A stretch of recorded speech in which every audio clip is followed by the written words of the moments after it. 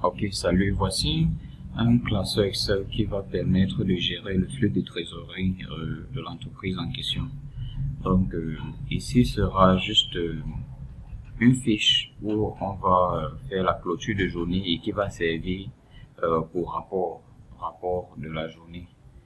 Donc tout d'abord, dans cette fiche-ci, on devrait commencer par entrer la date de la journée qu'on est en train de clôturer. Disons qu'on est en train de clôturer la journée du 20. Quand on met la journée du 20, ici, on aura la date du jour où vous êtes en train de faire la clôture en question, qui sera toujours comme ceci. Donc, disons que nous sommes en train de faire la clôture du 20. Ici, va donc montrer le solde en caisse depuis le 19, qui est la journée précédente. Et ici, il faudrait renseigner absolument le nom de la personne qui est en train de faire la transaction. Donc là, on va devoir mettre le nom de la personne. Bon, en fait, la personne qui est en train de faire entrer ces informations, il va devoir mettre son nom ici.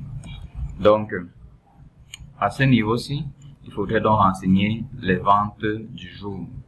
Combien est-ce qu'on a vendu en cette journée-là? Disons qu'on a vendu 200 000 francs.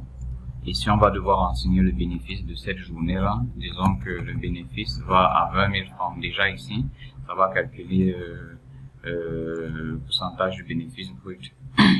Ici, bon, prenons ici. Ici, on va devoir mettre les dépenses de la journée. Si on a fait les différentes dépenses.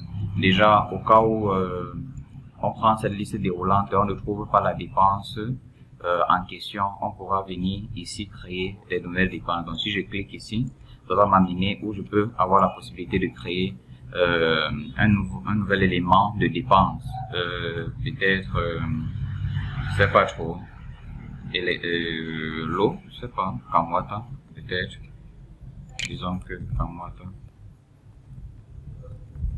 disons que c'est un autre moyen de dépense. On peut revenir sur les rapports. Et ici, on aura la possibilité de créer les différents, de sélectionner les différents éléments qui nous ont permis de faire les dépenses.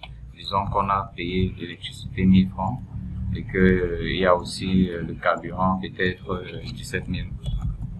Déjà, quand on met la dépense en question, il faudrait qu'on sélectionne le moyen de paiement, le moyen par lequel on a fait la dépense. Est-ce que c'était à travers le montant en caisse ou bien on a utilisé le compte bancaire pour faire ce paiement. Bon, disons ici par caisse, disons ici caisse par exemple.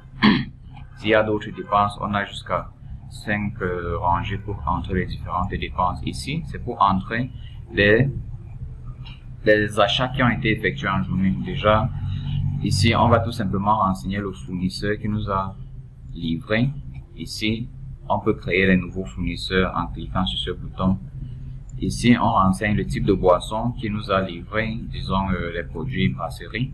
Et ici, on va devoir mettre le nombre de casiers ou de palettes qu'on a acheté chez ce fournisseur, disons 10 casiers de produits brasserie. Ici, on va mettre le montant global, disons 72 000. Et ici, on va devoir sélectionner le moyen par lequel on a payé notre fournisseur. Est-ce qu'on a fait un transfert bancaire ou bien on a utilisé la caisse? Donc là, ça va nous calculer les ristournes déjà qu'on doit s'attendre pour cet achat-là. Là en haut, on a, au cas où on a autre entrée d'argent différent des ventes, peut-être l'argent personnel qui a été augmenté sur le capital de l'entreprise, on va devoir renseigner cela ici. Et ici, on pourra sélectionner où cet argent a été déposé, si ça a été déposé en caisse ou bien à la banque. Donc, si je sélectionne par exemple par caisse, ici, on devra mettre le commentaire, la raison pour laquelle on est en train de faire ce versement qui ne vient pas directement des ventes ou d'une autre source de revenus. Là, on a la possibilité de faire entrer les retraits de la banque. Au cas où, en cette journée-là, on a retiré de l'argent de la banque, on pourra ici renseigner le montant qu'on a retiré de la banque. Disons qu'on a retiré 1 million de francs de la banque. Ici, on devrait mettre les frais de retrait. Disons que les frais nous ont coûté par exemple 20 000 francs. Ça va donc montrer le montant global qui est sorti de la banque, qui est 1 million 20 francs, 1 million 20 000 francs. Ici en bas, on aura le résultat opérationnel net de la journée qui représente juste la différence entre le bénéfice brut de la journée et les dépenses opérationnelles. Comme vous pouvez déjà le constater ici, on a les dépenses de suite, mais on a un bénéfice brut de 20 000 francs qui va nous donner un résultat net opérationnel de la journée de 20 000 francs. Ici, on aura un petit commentaire. Là en bas, ça va donc nous montrer combien on a dépensé avec la caisse et combien on a dépensé avec la banque. Disons que ici, on a peut-être payé avec la banque. Vous allez voir le montant de la banque va augmenter, représentant les dépenses qui ont été effectuées à travers la banque. Si ça a été fait avec la caisse, vous allez voir, il n'y a rien, aucune dépense qui a été faite à travers la banque et tout l'argent va aller au niveau de la caisse. Au cas où, en fin de journée ou bien au cours de la journée, on a eu à faire un dépôt en banque, on va devoir renseigner le montant qu'on a retiré de la caisse pour la banque, disons 2 millions, a été reversé à la banque en cette journée-là. Ici, on peut donc renseigner au cas où un fournisseur a payé les ristournes en cette journée, en cette même journée-ci. Au cas où un fournisseur a payé ses ristournes, on sélectionne le fournisseur en question qui a payé les ristournes et on met le montant des ristournes. Disons qu'il nous a payé les ristournes de 200 000 francs. Ici, on va devoir renseigner le moyen de paiement. Est-ce qu'il nous a fait un virement bancaire ou bien on a reçu l'argent en espèces? Là, on choisit par exemple la caisse si on a reçu de l'argent en espèces. Ceci va donc regarder toutes ces opérations là, désolé, ça va regarder toutes ces opérations de la journée et nous montrer donc le solde en caisse et le solde en banque pour ces journées-là, prenant en compte tous les entrées d'argent, toutes les ventes, tous les retraits de banque, tous les transferts bancaires, et ça va nous montrer combien reste en caisse et combien reste en banque, ce qu'on doit s'attendre à avoir en interrogeant la banque et ce qu'on doit s'attendre à avoir en interrogeant le compte de caisse. Alors ici, on a la possibilité de renseigner ou bien de déclarer. On doit absolument déclarer les montants qu'on a pour voir si on a une différence avec ce que les opérations montrent. Alors, si en caisse, on compte l'argent qu'on a en caisse et ça atteint exactement ce montant de solde de clôture de journée, alors on vient tout simplement renseigner le montant qu'on a en caisse ici.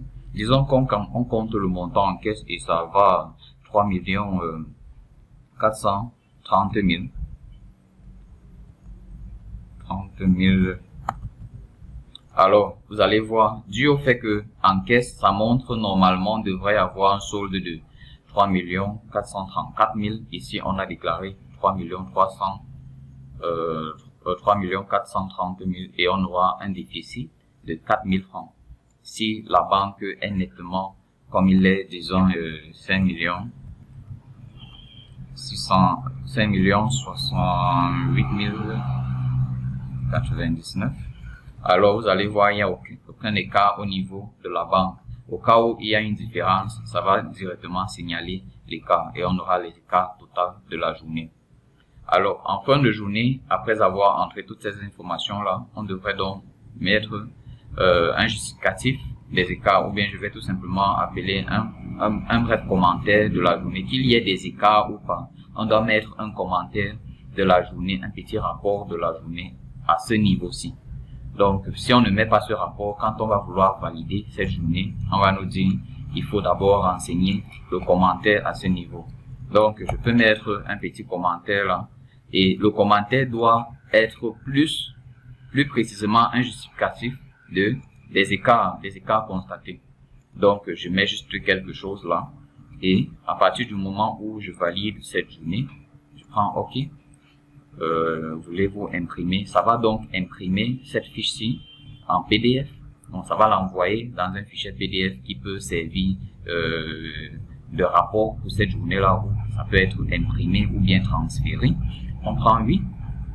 Et quand on fait cela, souvenez-vous bien, voici le reste en caisse. 3 millions et 5 millions pour la journée du 20. Et ici, le solde de la journée précédente était 4 millions. Quand je prends OK ici, vous allez voir, ça va reporter les informations du 20 et venir les mettre ici comme le solde de la journée précédente et on va aller à la journée qui suit. Alors, ce rapport-là sera donc sauvegardé quelque part dans la machine. Si vous vous souvenez, on a écrit là-bas le 20.